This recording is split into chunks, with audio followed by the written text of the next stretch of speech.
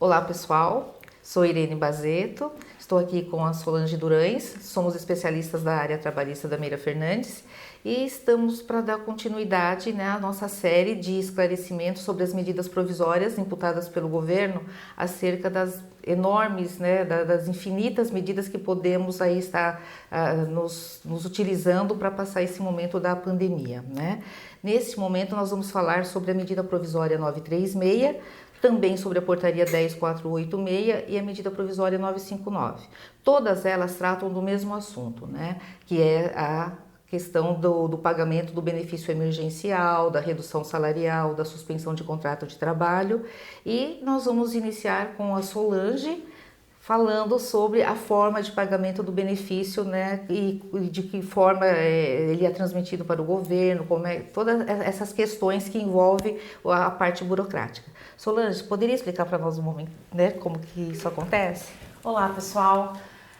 Então, vamos lá. Algumas dúvidas, aí a gente usou como parâmetro aqui as dúvidas dos nossos clientes, e trazer, no intuito de trazer para vocês aqui de uma forma mais didática as nuances da legislação, Então, por que foi instituída essa medida provisória 936, Para que ela pudesse preservar os empregos nesse momento de pandemia que estamos passando, Dentro delas, os principais tópicos, o que ela proporcionou? O pagamento de um auxílio emergencial que vai ser custeado pelo governo, através para as empresas que optarem por uma redução da sua carga horária e, consequentemente, dos valores de salário dos seus funcionários, e também da suspensão de contratos. Nós vamos discorrer sobre esse tema, nós vamos entrar em cada um dos tópicos para falar o que pode, o que não pode, como deve ser feito cada uma dessas opções aí oferecidas pela medida provisória 936, tá?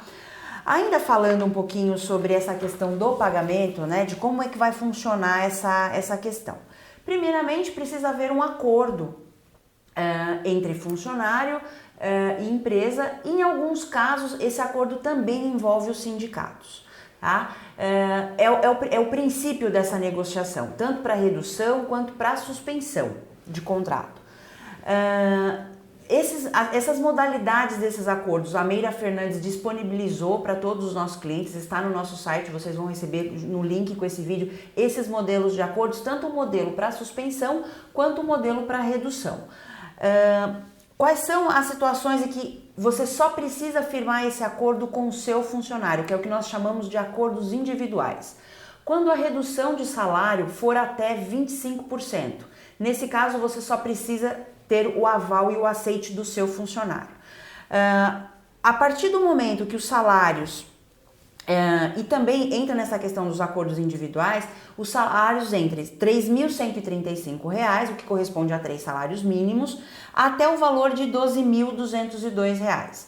Dentro desses valores de salário, acima desses valores, com percentuais entre 50% e 75%, vocês precisam da intervenção do sindicato. Antes de firmar um acordo com o colaborador, vocês precisam que o sindicato dê o aceite. Essa negociação junto ao sindicato são vocês, clientes da Meira Fernandes, que precisam interagir com o sindicato de cada categoria, ok? Após essa comunicação com o sindicato, enfim, é onde começa a operacionalização junto com a Meira Fernandes através das orientações da medida provisória. Então, qual é o prazo que nós temos para informar esses acordos? O prazo é de 10 dias. Então, contados da data de celebração do acordo. Então, de celebração quer dizer o quê? A data de assinatura desse acordo. Então, vocês, a partir dessa data, vocês encaminham esses acordos firmados com os funcionários, ou no caso, com a intervenção dos sindicatos, encaminham para a Meira Fernandes e nós vamos fazer a comunicação desses acordos para o Ministério da Economia através da disponibilização de um arquivo que nós chamamos Arquivo do Bem, tá? Que na verdade é a nomenclatura disposta aí pela medida provisória.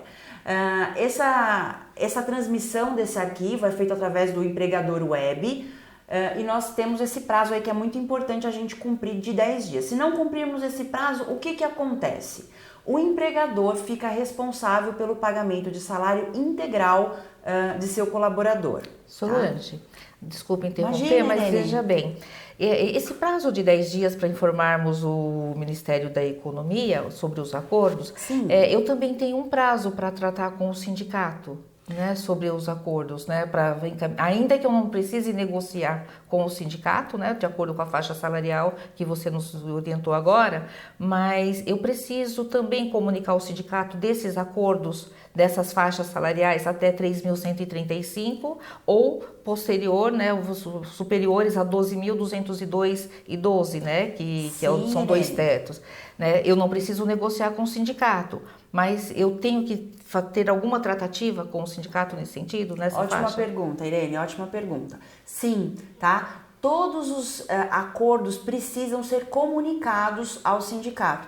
Isso quer dizer, uma comunicação pode ser através de um e-mail, você colocar, é importante até para vocês, nossos clientes, instituições de ensino, enfim, clientes em geral, para que vocês se respaldem, encaminhem esses e-mails com confirmação de cópia e leitura. É importante que vocês encaminhem uma carta registrada ao sindicato com recebimento de AR para caso haja qualquer questionamento no futuro, vocês estejam respaldados. Sim, a legislação preconiza que sejam apenas avisados. Só uma situação, talvez seja importante, né?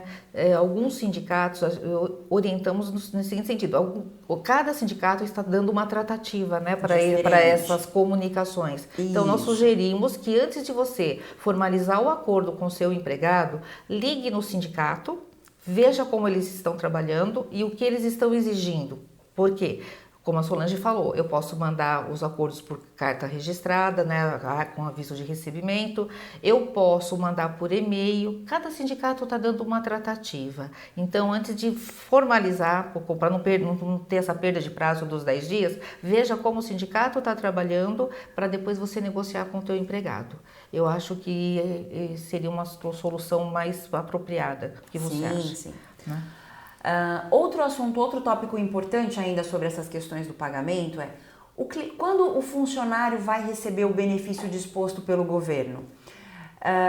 Na medida provisória, ele fala que 30 dias após o recebimento e a validação das informações pelo arquivo do bem. Então, veja bem, os nossos colaboradores estão acostumados a receber até o 5º dia útil. Isso vai acontecer? Não. Vão ser contados 30 dias após o recebimento do arquivo. Então, isso é importante comunicar aos colaboradores nesse momento de transição. Solange, tá? não tem uma data de corte, como você falou, veja se eu entendi corretamente. Eu fiz um acordo a partir do dia 8 de maio, né, e o salário do empregado referente à competência a maio vai ser pago no 5º dia de junho. Quando o funcionário receber o acordo, ele vai ter essa data de corte, olha, eu vou receber do dia 8 ao dia 30 e vai fazer um complemento na próxima parcela ou não? Ele recebe 30 dias o valor integral do benefício, sem essa proporcionalização por competência. Ele vai receber 30 dias de forma integral, não haverá corte em relação a essa situação, tá, Irene? Vai receber contados os 30, o período de transição de 30 dias, ele vai receber uma parcela integral, não haverá proporção. Ok. Ok? Bom, em relação a essas questões que a gente já mencionou para o pagamento, é o que preconiza a introdução da medida provisória 936. E nós falamos um pouco ainda de forma superficial como que deve ser feito esses acordos.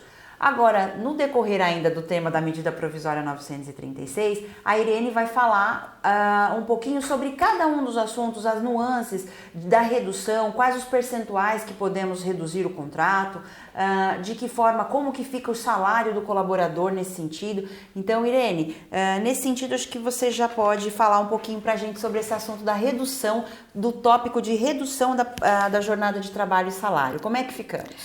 Veja bem, como a Solange falou, tudo começa, o ponto de partida é o acordo que a empresa vai fazer com os empregados, inicialmente tratando como é acordo coletivo, o acordo coletivo é o quê? É a empresa tratando com o sindicato dos empregados. Então, primeiro ela negocia com o sindicato dos empregados, faz a proposta, o sindicato autoriza ou não, ou ele pode alterar aquela proposta. Então, negociadas as partes, aí então vamos fazer a proposta para os empregados. Os empregados vão assinar esse acordo, vão acordar, né, vão de alguma forma, mediante assinatura ou digital, por isso que a gente indica que converse primeiro com o sindicato, de que forma ele quer, ou ele vai querer que você transmita os acordos individualmente assinados, ou não. Eu posso pegar uma assinatura, né, uma lista de assinatura de presença, de acordos e encaminhar para o sindicato com o modelo da proposta. Esse é o primeiro passo. Quais são os percentuais de redução aprovados pela medida provisória? Você pode ter 25%, 50% ou 70% de redução a aplicar sobre o salário do empregado, salário bruto, salário contratual do empregado. Quando você aplica esses percentuais de redução, naturalmente todas as demais verbas que são calculadas sobre ele também serão reduzidas. Pode haver um outro percentual de redução? A lei estabelece esses três, porque inclusive quando você vai transmitir as informações no aplicativo do empregador web, ele só tem essas três opções. Mas você pode também negociar, né, com o sindicato ou mesmo diretamente com o seu empregado outros percentuais. Porém, o que vai acontecer? Se você negociar 25% de redução, o empregado vai receber 25% do benefício calculado sobre o valor a que o empregado teria direito no seguro-desemprego. Estou falando bem devagar para vocês entenderem. 25% do valor do benefício do seguro-desemprego a que ele teria direito se fosse dispensado. Eu vou reduzir 50% do salário do empregado? Qual é o valor do benefício? 50% também do valor do seguro-desemprego, 70% da mesma forma. Mas eu reduzi 60%, eu negociei com o meu empregado a redução de 60% do salário. Então veja bem, aí a gente vai trabalhar entre faixas. Qualquer redução entre 25% e 50%, o valor do benefício será de 25%. Qualquer redução entre 50% e 70%, né, vai ser, o valor do benefício vai ser de 50%. Qualquer redução acima de 70%, o valor do benefício será calculado com 70% sobre o valor do seguro-desemprego. Então, ele é entre faixas, porque você não tem uma outra opção, Solange, no aplicativo, Sim. Tá? E a própria medida provisória fala que podem ser negociados outros índices de redução. Mas o funcionário vai ficar prejudicado nesse sentido, porque ele não vai receber o mesmo percentual do benefício do auxílio emergencial. Irene, ainda falando um pouquinho de redução, por qual período eu posso reduzir a carga horária dos meus colaboradores? No caso da redução, ela pode ser por 90 dias, o limite é de 90 dias. A lei ela só fala assim, olha, a redução pode ser permitida até o limite de 90 dias. Aí nós temos algumas, fora disso, nós temos algumas indagações, Solange. Por exemplo, eu posso fazer a prorrogação, né? Eu posso fazer a redução por um período e prorrogar. A lei não fala sobre isso, mas nós já fizemos, né, a prorrogação, é só você mandar um novo arquivo com nova data e está em análise. A gente vai ver se o aplicativo vai aceitar. Se o Ministério da Economia vai considerar processado, vai autorizar. A lei não estabelece. Ela só estabelece essa possibilidade de prorrogação na opção de suspensão. Irene, uma outra coisa muito importante na formalização dessa redução, né?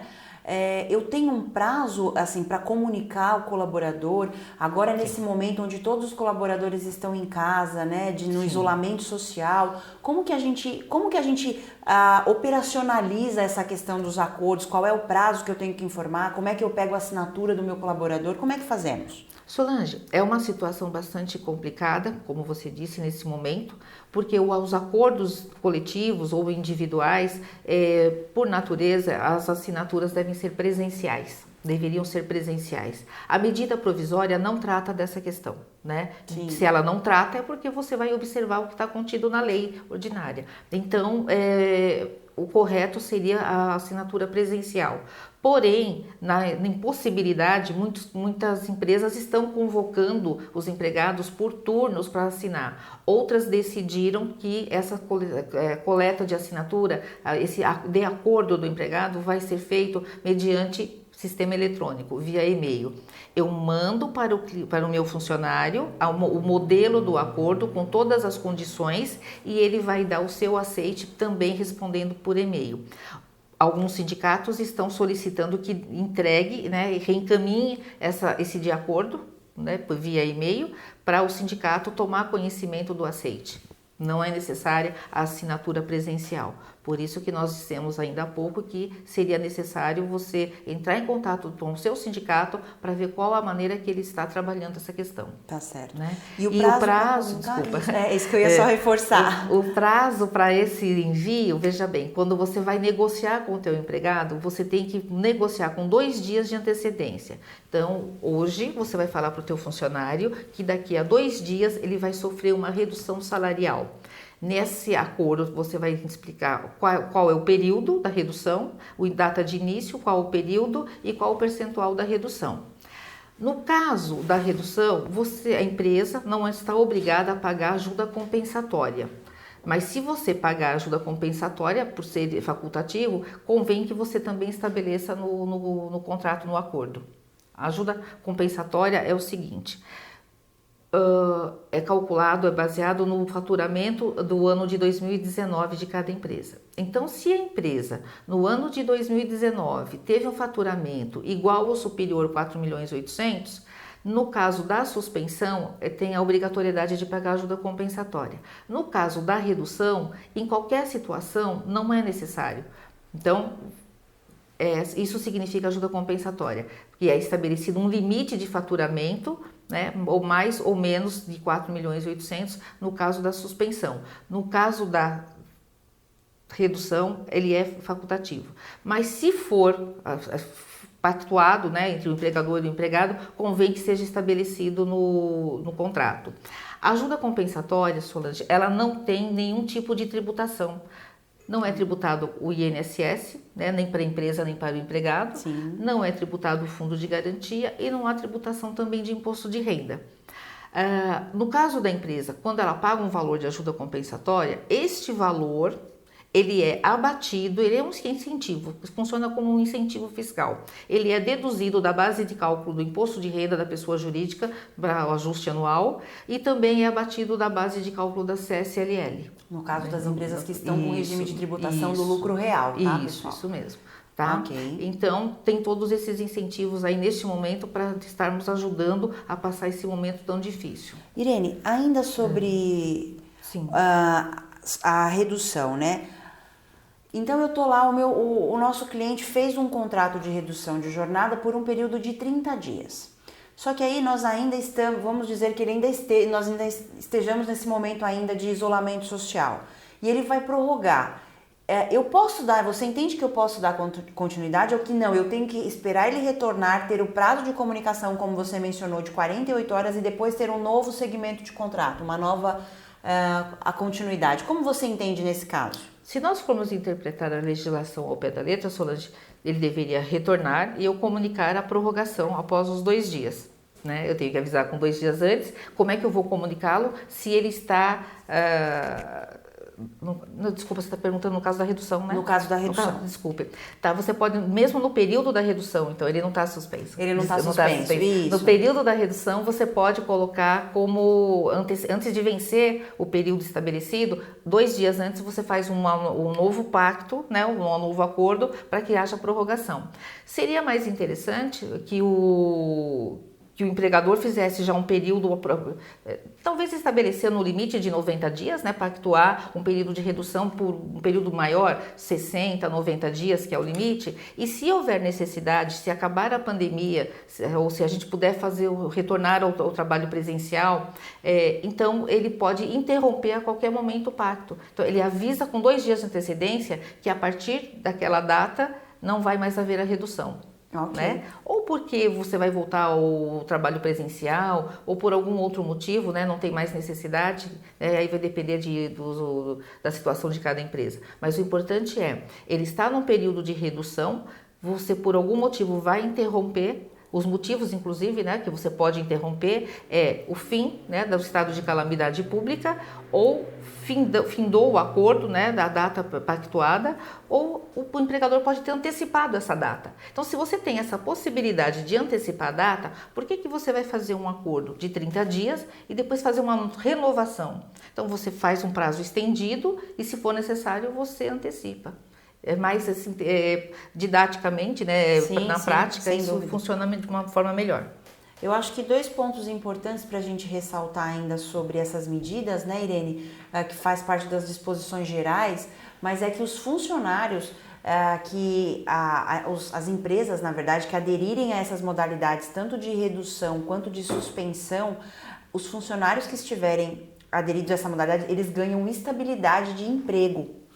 Então, ou seja, no caso, como a Irene mencionou, que no caso da redução, essa redução pode acontecer por um período de até 90 dias, de 3 meses, ou seja, esse funcionário, se vocês reduzir por 3 meses, esse funcionário ganha estabilidade por igual período.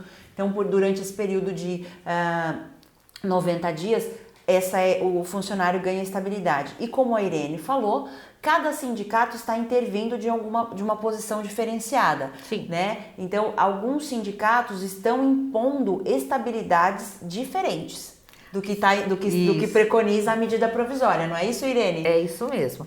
Como a medida provisória estabelece, você tem que fazer negociação com o sindicato. Quando você faz a negociação, ele vai, né, querer um pouco mais de benefício, né, para a categoria que ele representa. Uma das situações é essa. Ele não se ateve somente à estabilidade, né, prevista na medida provisória. Ele estendeu essa garantia e também muitos sindicatos, embora seja facultativo, né, Solange, o pagamento da ajuda compensatória, eles estão exigindo o pagamento da ajuda compensatória. Por isso que a gente orientou nesse sentido. Primeiro negocia com o sindicato para ver se você tem condições de atender as imposições do sindicato, para depois apresentá-las aos seus empregados, formalizar com o empregado. E agora, uma última pergunta sobre esse tema. Irene, eu posso fazer a redução para qualquer trabalhador da minha empresa? Não. Temos aí algumas condições. Você pode sim para qualquer trabalhador, desde que ele não esteja recebendo nenhum tipo de benefício da Previdência Social.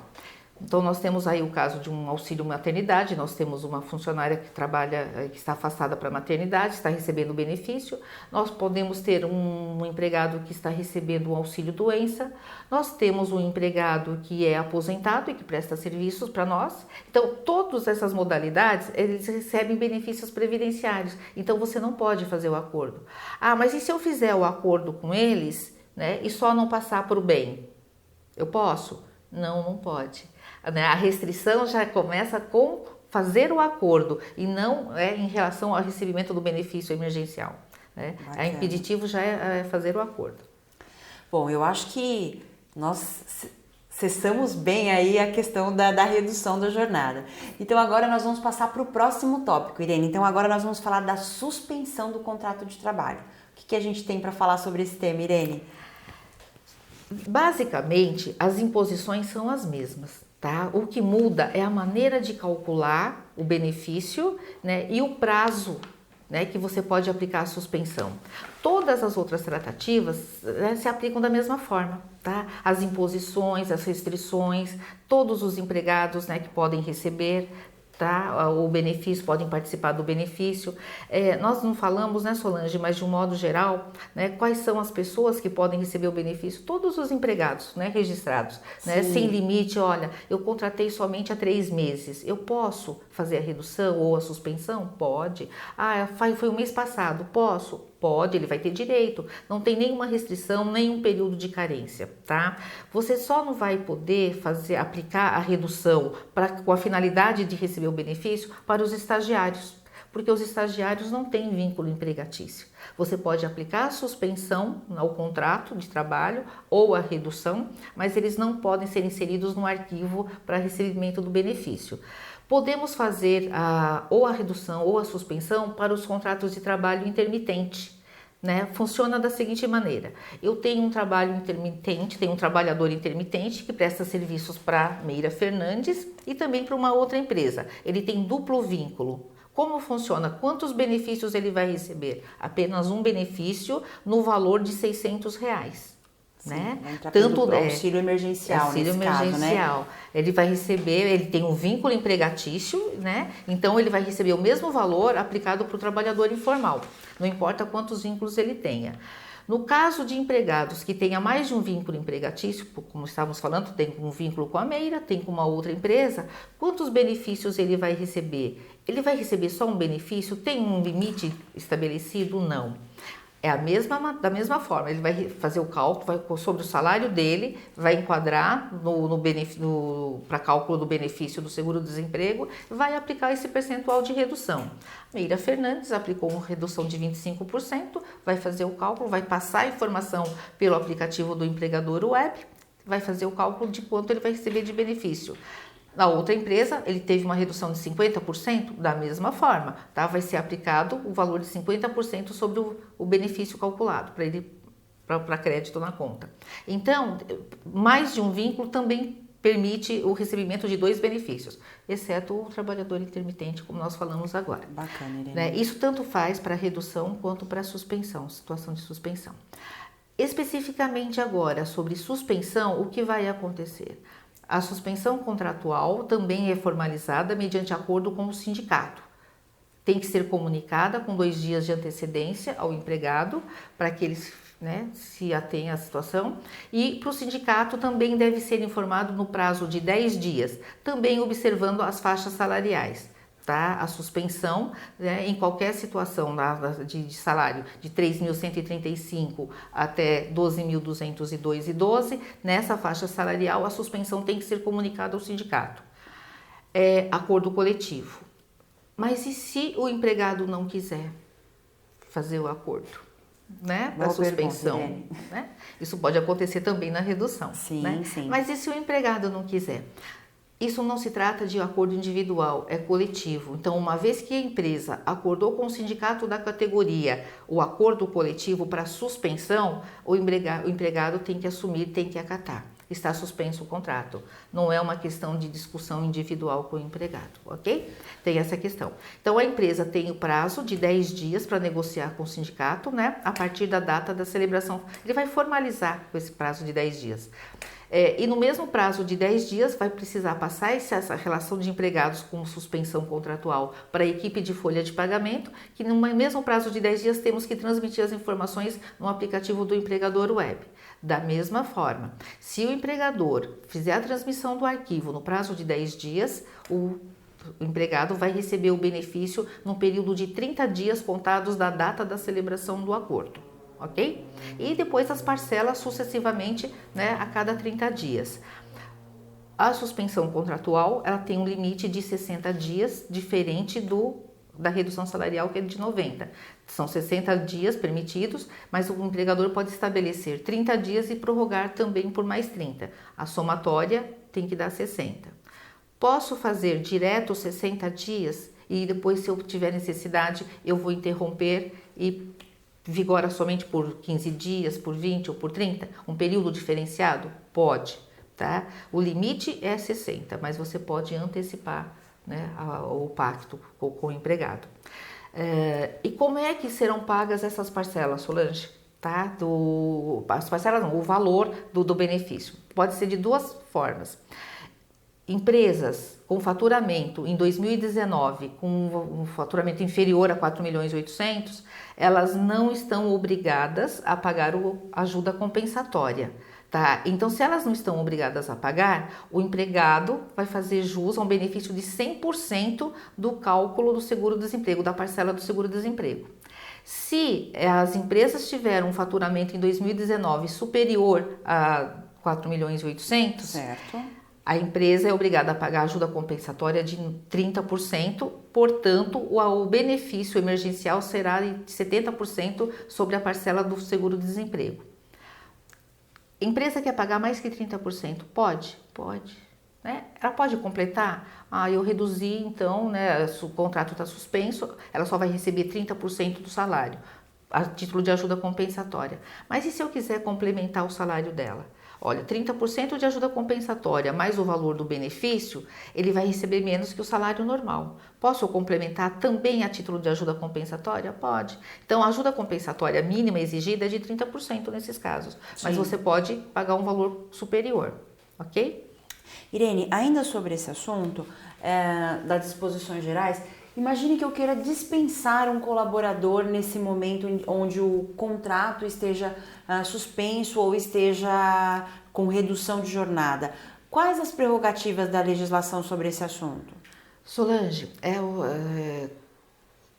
Se acontecer a dispensa no período da estabilidade, ainda, ou na estabilidade, né, prevista na medida provisória, ou naquela acordada por força de acordo da convenção coletiva com o sindicato, convenção com o sindicato, né, o acordo formalizado com o sindicato, o empregador vai pagar uma multa, né, e aí alguns percentuais.